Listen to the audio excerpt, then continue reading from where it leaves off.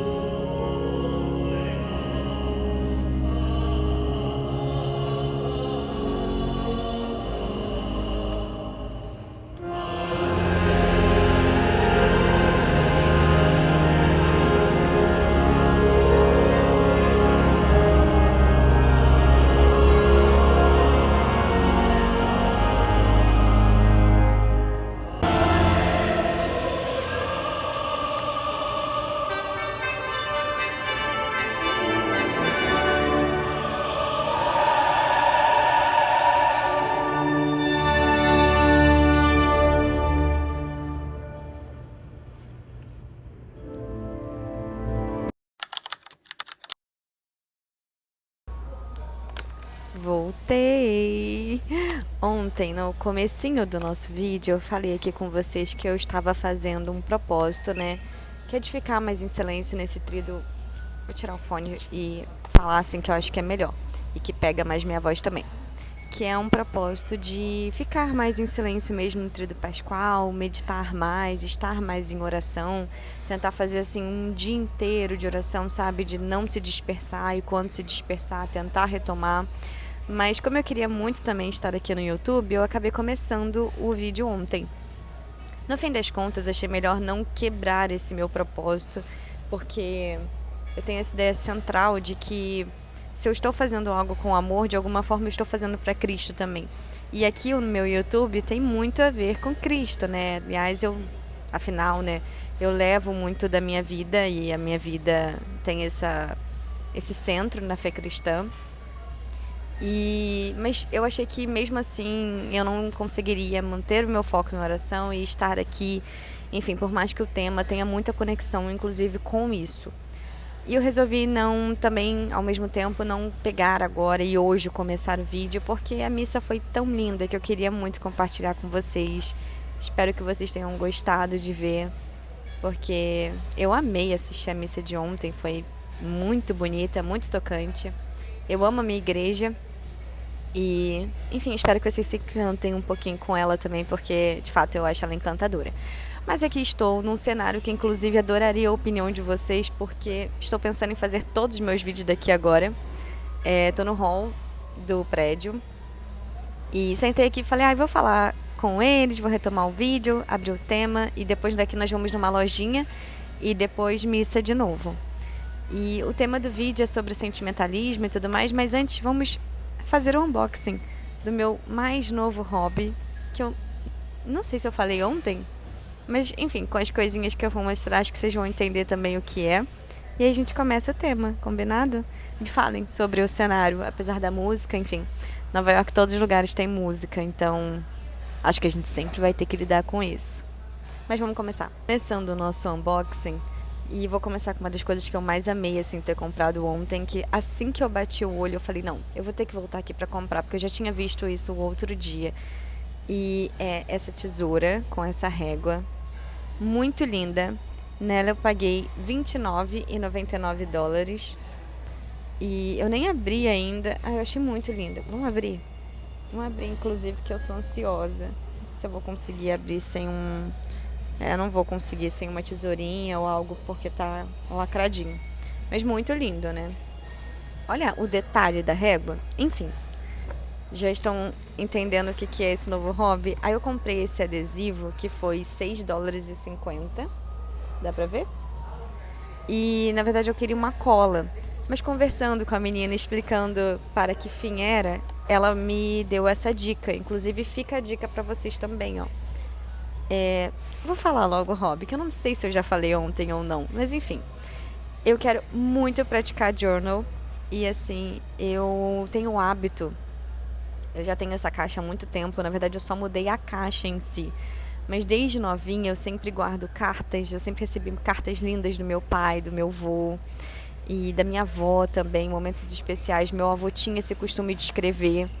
Quando ele faleceu, minha avó me deu um bloquinho de notas onde ele escrevia várias coisas. Eu ainda não tive coragem de ler tudo.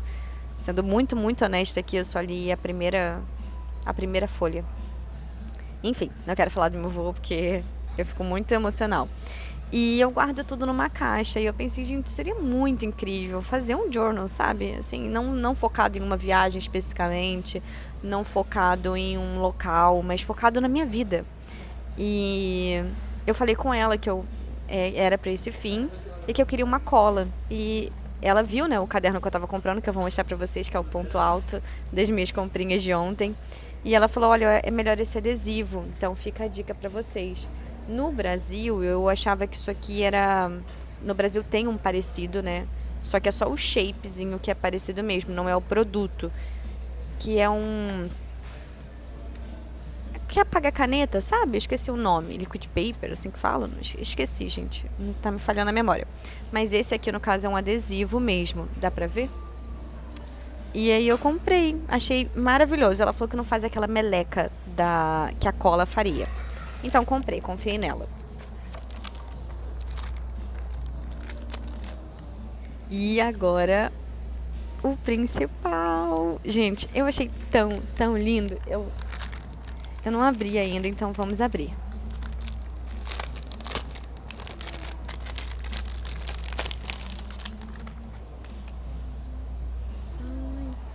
Eu não tinha noção, mas ele é de tecido. Ai, não, gente, olha isso. Não, para.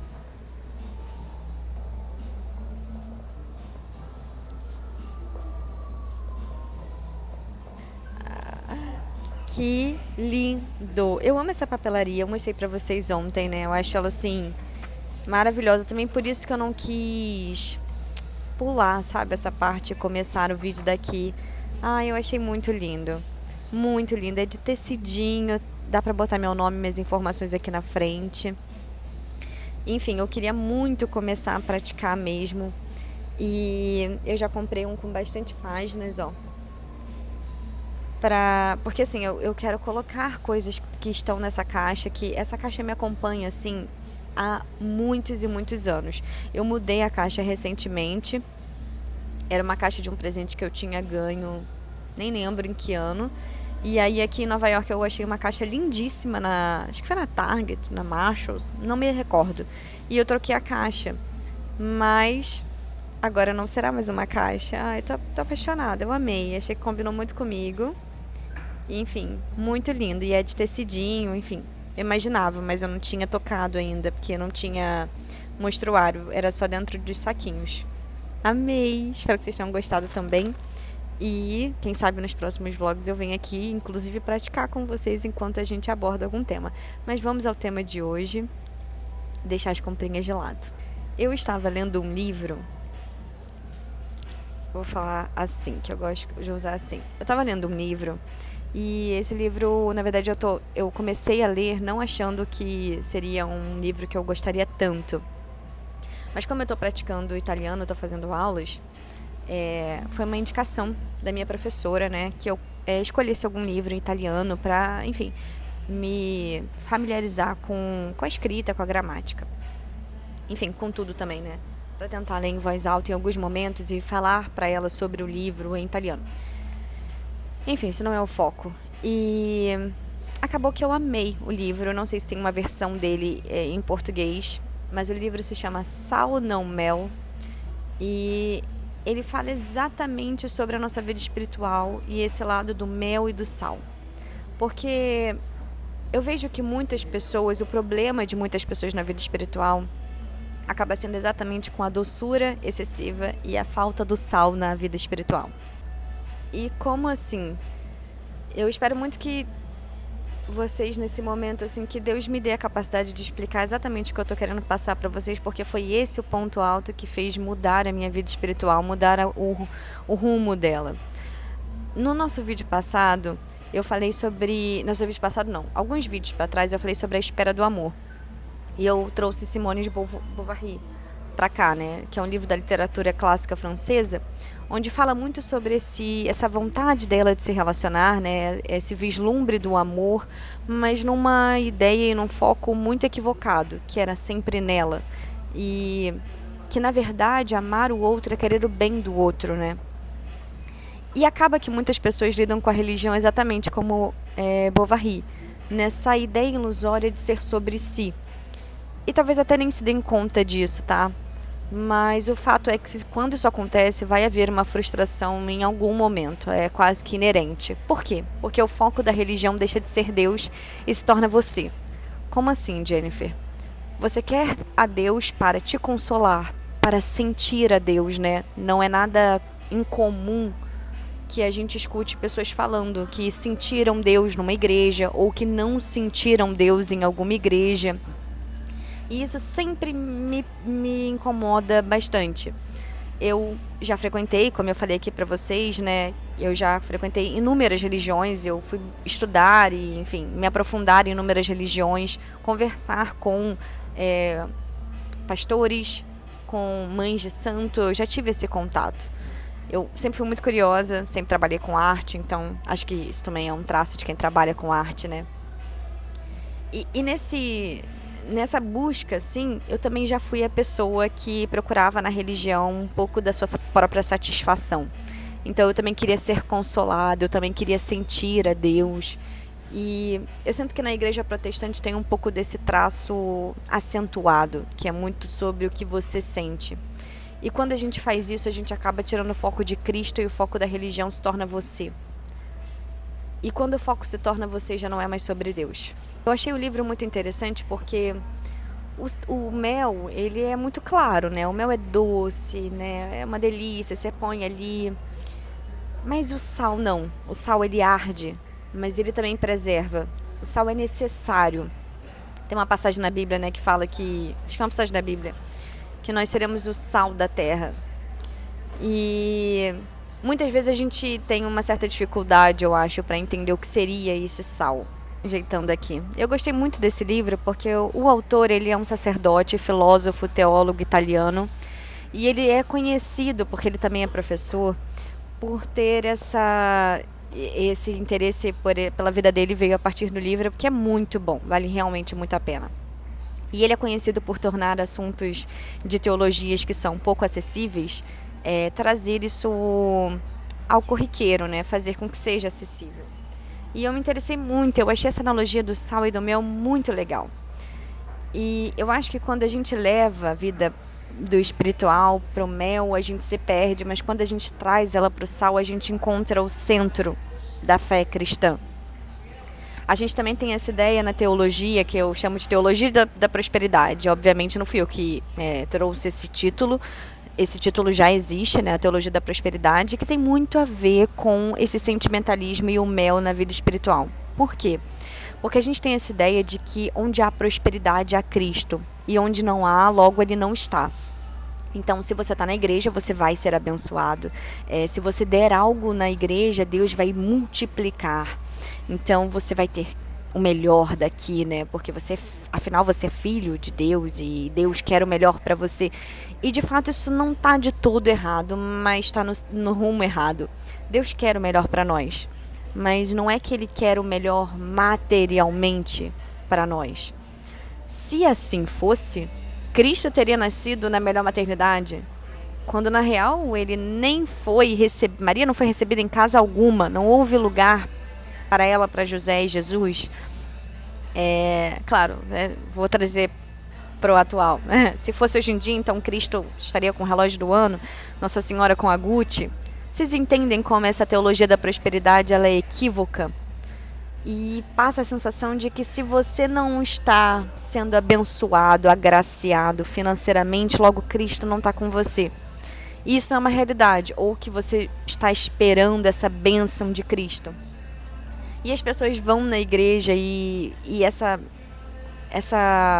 esse foco distorcido, né, trazendo para si o sentimentalismo, o mel e essa teologia da prosperidade confunde muitas pessoas, e se o foco for esse, com certeza em algum momento você vai ser retirado da igreja. E esses dias conversando com um familiar da minha família, né, com familiar da minha família, óbvio que é da minha família, com um familiar, a gente chegou nesse ponto, né, e eu tava falando para essa pessoa da minha família, será que em algum momento você esteve na igreja pelo que de fato ela tem a oferecer, né, que a misericórdia, o amor de Cristo, essa redenção que a gente medita muito mais agora, né, no período pascual e na quaresma, enfim. E a gente ficou ali conversando um pouco sobre isso. Claramente não foi uma conversa muito agradável, não foi o mel, foi totalmente voltada para o sal. Mas porque é importante, eu gostaria também que vocês meditassem sobre isso agora. Quando vocês procuram a Deus, vocês estão à procura do correto, do centro da fé cristã, da misericórdia, da redenção? Porque se você está procurando a Cristo, ou porque algumas pessoas usam Cristo como band-aid, existem duas formas de usar ele como band-aid. Então algumas pessoas vão a Cristo quando estão muito bem, mas quando estão mal, elas já não têm muita vontade de estar com Cristo, né? Aí isso causa uma indignação. Afinal, onde há prosperidade há Cristo, e onde não há, Deus não está. E também existe o oposto, que as pessoas estão com Cristo enquanto elas estão num momento delicado. E quando esse momento delicado passa, a fé também passa. E essa ideia de Cristo como band-aid também é muito delicada, né? Por uma obviedade. Então eu queria levar vocês, todo vídeo, né? Se vocês pararem para pensar, todo vídeo a gente tem um momentinho de reflexão, de meditar sobre o que está sendo falado, né? Sobre o vídeo A Espera do Amor, por exemplo, que eu recordei, eu falei que eu gostaria que vocês imaginassem que Jesus estivesse ali na frente de vocês perguntando: se eu não der, né, o casamento ideal, os filhos que você tanto almeja, você ainda me amaria? E hoje a pergunta no vídeo é outra. Se vocês estão procurando a Deus pelo que de fato Ele tem a oferecer. E eu não estou dizendo que Cristo não abençoa, eu não estou dizendo isso, e que se você está com Cristo você tem que viver uma vida financeira assim, como desagregadora. Não é isso que eu estou falando. O que eu estou dizendo é que esse não é o foco da fé. Esse não pode ser o foco da sua fé. Você não pode procurar a Cristo só por isso, ou pelo seu sentimentalismo, ou pelo mel em si. Porque essa não é a verdade, né? Jesus não nasceu no luxo. Tudo bem, eu trouxe a analogia dos relógios do ano, das bolsas, né? Porque hoje em dia é uma forma de consumismo muito natural, corriqueira, que a gente vê, né? Quando a gente consome, por exemplo, muita internet, muitas redes sociais, a gente vê muitas meninas fazendo vídeos sobre isso, sobre compra, o unboxing, como eu fiz aqui agora com vocês. Então, tem esse que a internet, né? E também tem um pouco disso no vídeo A Espera do Amor, o quanto a gente idealiza essa elite, ou que a gente acha que é elite. Enfim, isso é papo para outro vídeo. Mas, fato é que naquela época, claro, eu fiz uma analogia trazendo para o atual, mas naquela época, o que seria o luxo daquela época, Jesus também não teve, Nossa Senhora também não teve, São José também não teve. E ainda assim havia prosperidade, mas uma prosperidade maior. Porque o foco, e aí a gente entra num outro vídeo, um pouquinho, que é o vídeo da Quaresma. O foco é essa terra prometida, né? da que eu falei da teologia do êxodo. E não essa teologia da prosperidade.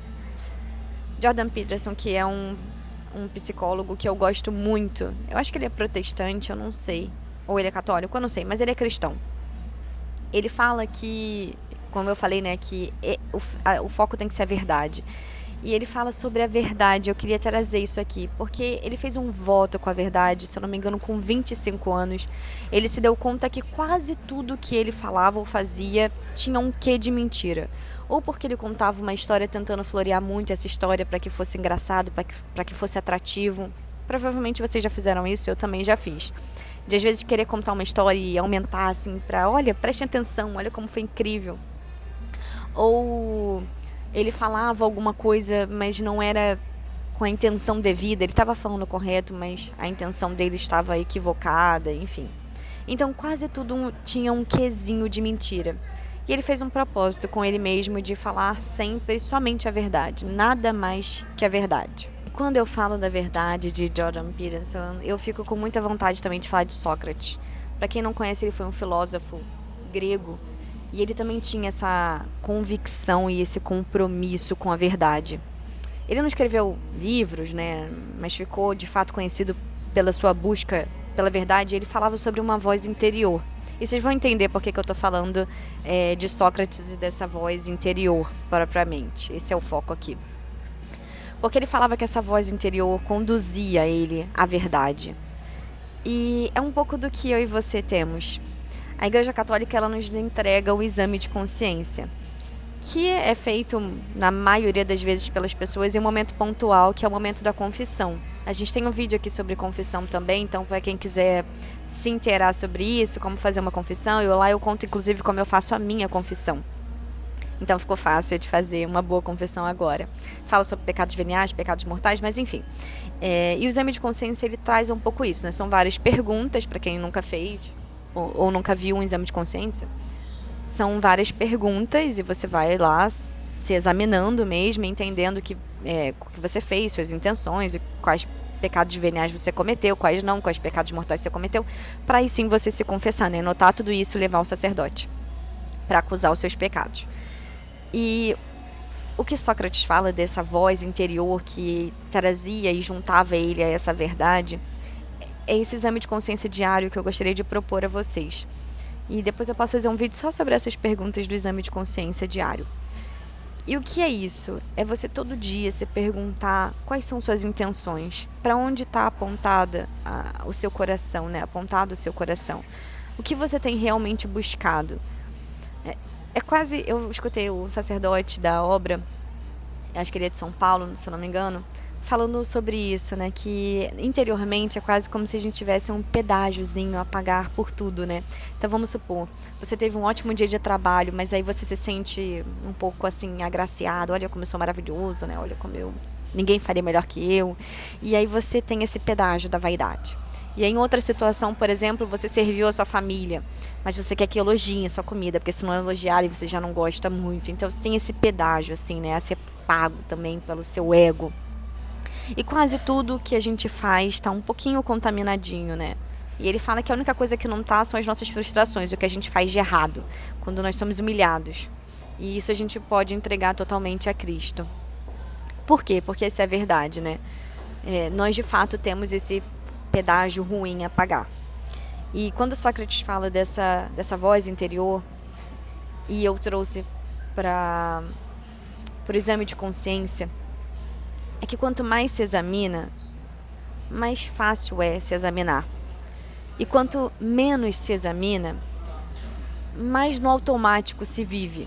O padre Augusto Dantas, que é o meu diretor espiritual no Brasil, ele fala que o novo homem, o novo modelo de homem, na verdade, da modernidade, é o zumbi. Porque ele tá ali já vivendo, mas ele tá sem alma, né? Só falta cair para morrer. Mas ele continua ali, né? Essa coisa meio zumbi, de fato. E é um pouco de como nós vivemos se a gente não se cuida, né? Eu, por exemplo, eu vivo numa cidade muito corrida, né? Onde tem música em quase todo canto. E numa rotina de trabalho muito intensa, com muitos estímulos do telefone, as telas da Times Square, por exemplo, quando passo por lá, que é poucas vezes, graças a Deus, mas, enfim, muitos sons, né? Agora, por exemplo, barulhos externos. E vocês também, onde quer que estejam, ainda que estejam num lugar mais calmo do que Nova York, com certeza também são atacados por diversos estímulos constantemente. E o quanto a gente precisa estar realmente fincado e compromissado com a verdade. E o exame de consciência traz isso para o nosso dia a dia. Porque se a gente focar na religião como um sentimentalismo, a gente vai esquecer a Deus. O seu compromisso em algum momento vai ser falho. Não porque você quer isso, mas porque o foco está errado. Então você não vai conseguir servir e entregar esse sacrifício com toda a verdade e profundidade que é exigida. O exame de consciência, ele é isso. É esse exercício da verdade. Exercício em busca da verdade. Então, assim, eu não sei se eu fiz o que eu deveria ter feito hoje, mas eu estou em busca, eu estou exercitando. E sejam vocês protestantes ou não, católicos ou não, cristãos ou não no geral, eu aconselho que o façam. Porque o que você tem a perder quando você tem o compromisso com a verdade? Nada, né? Na verdade, só se tem a ganhar, independente da sua religião. E eu acho muito interessante porque Cristo, ele unifica a nossa vida. Ele dá um sentido único. Já Satanás, ele desagrega, né? É realmente desagregador, porque separa, traz esse pedágio, como eu falei, da vaidade, do ego, né? A gente nunca tá totalmente fincado na verdade, tá sempre ali com aquelas questões. E o ponto não é esse, porque isso eu tenho, você tem, e não é pra gente ficar desesperado, né? Num vídeo aqui também do canal que eu falo sobre o caminho da confissão, graça, pecado, não lembro agora exatamente o nome, mas eu acho que é pecado, graça e o caminho da confissão. Tem exatamente esse centro, né? Que a gente também não pode se desesperar pelo pecado e focar somente nele e fazer ele o centro da nossa vida. Não, por favor. Mas é entender que tem isso e não se acomodar nisso. Tentar mudar, né? Tentar ter esse compromisso com a verdade. Fazer esse exercício em busca da verdade, né? Do exame de consciência, que eu apelidei aqui carinhosamente como um exercício da verdade. E é exatamente isso que eu queria deixar aqui para vocês. O vídeo de hoje não é muito elaborado, nem muito longo, como foram nossos vídeos passados, né? Mas eu acho que ele é talvez um dos mais importantes. Porque todos os nossos vídeos, né? Metas, paixões, a espera do amor, pecado, graça e o caminho da confissão. Quais mais? A quaresma, paciência. Tudo precisa estar fincado e compromissado com a verdade. Só assim a gente pode... Não basta fazer o correto, né? Tem que estar fincado, de fato, no que você está fazendo. E fincado nessa verdade. Isso é o mais importante. E é por isso que eu acho muito importante que eu não gosto de nada na igreja que seja muito sentimental. Como assim? Eu sempre gosto do menos sentimental. Do mais, assim, sabe? Se a gente parar para analisar rapidamente aqui, esse não é o foco do vídeo, mas rapidamente. Os bancos da Igreja Católica, eles são feitos para sentarmos, né, eretos. Não são muito confortáveis, né? São bancos de madeira na maioria das vezes. As músicas são solenes, em alguns cantos gregorianos, enfim, são cantos mais, né, fincados na verdade, sem muito sentimentalismo, sem muito... Você se sente pequeno ali, né, porque a igreja é monumental, você acaba se sentindo pequeno, porque somos, de fato, pequenos diante de Cristo. Então, assim, nada na Igreja Católica, e é por isso que eu sou muito apaixonada por ela, e se vocês depois quiserem, eu trago isso tudo que eu tô falando aqui, posso trazer pra teologia, né. Agora eu tô falando um pouco... do meu sentimento conforme a igreja. Meio contraditório, né? Porque eu tô falando sobre a falta de sentimentalismo e o quanto ela é importante. Mas tô falando do que eu gosto. E é interessante como nada ali é feito por acaso, né? A arte sacra, inclusive, tem muito disso. As imagens normalmente são mais sérias. E não por uma raiva ou por uma falta de felicidade na vida, não. Mas porque existe uma serenidade, de fato, precisa existir, né? A gente não tá lidando com a doçura, é o sal. A verdade. Nossa Senhora normalmente está olhando para Cristo, né? As imagens apontam para Ele. Por quê? Porque Ele é a verdade, Ele é o centro. E Ele fala, né? Eu sou a verdade vos libertará. Que verdade é essa, né? E eu acho que esse é o centro. É nisso que temos que estar fincados.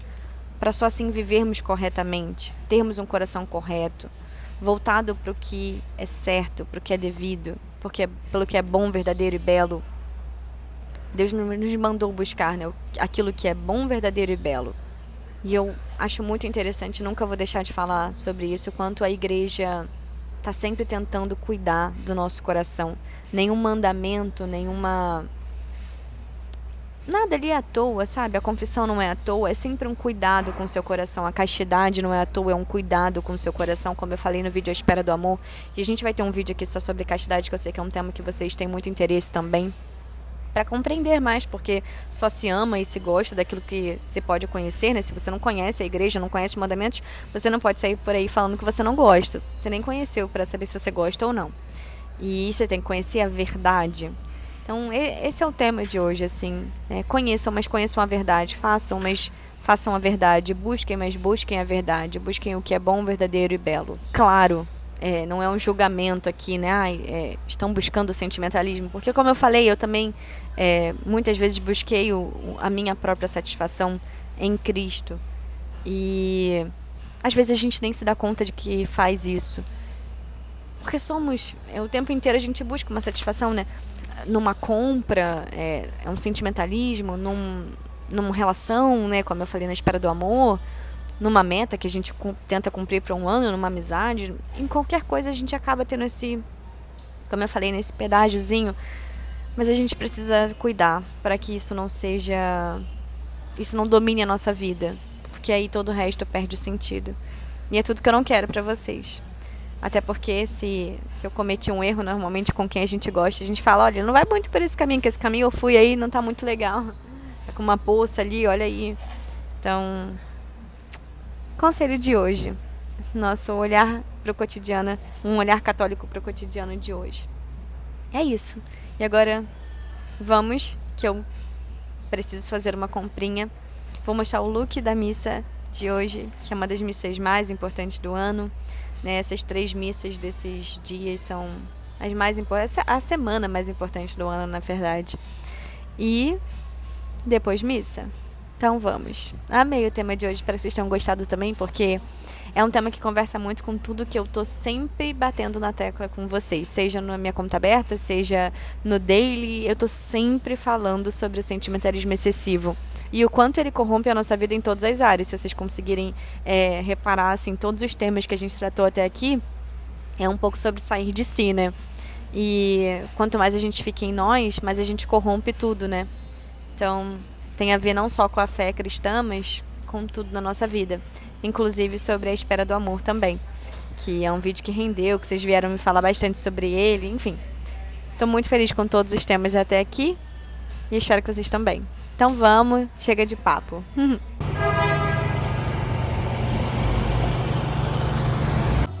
Vestes, eu tô na loja, já acabei vindo em uma que não é no Sorro, porque fico mais perto da missa. E eu vou mostrar pra vocês as minhas coisas favoritas da loja. Eu adoro essa loja. Não chega a ser uma loja de departamento, mas é uma lojinha grande. Vou mostrar pra vocês, vamos lá.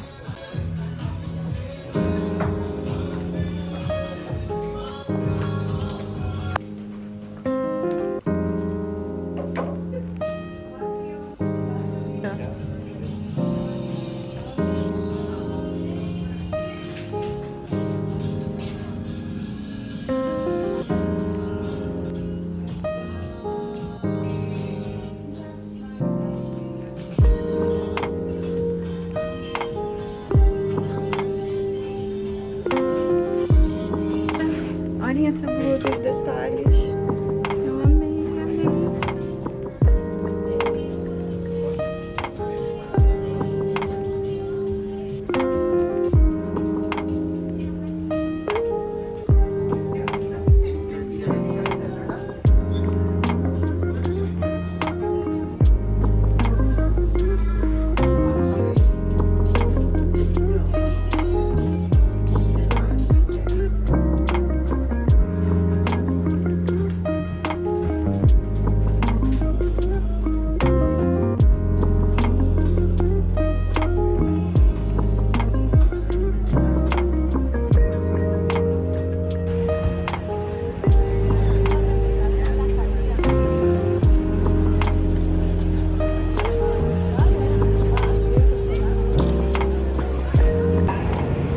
A missa acabou, tô ainda emocionada, porque foi muito, muito linda.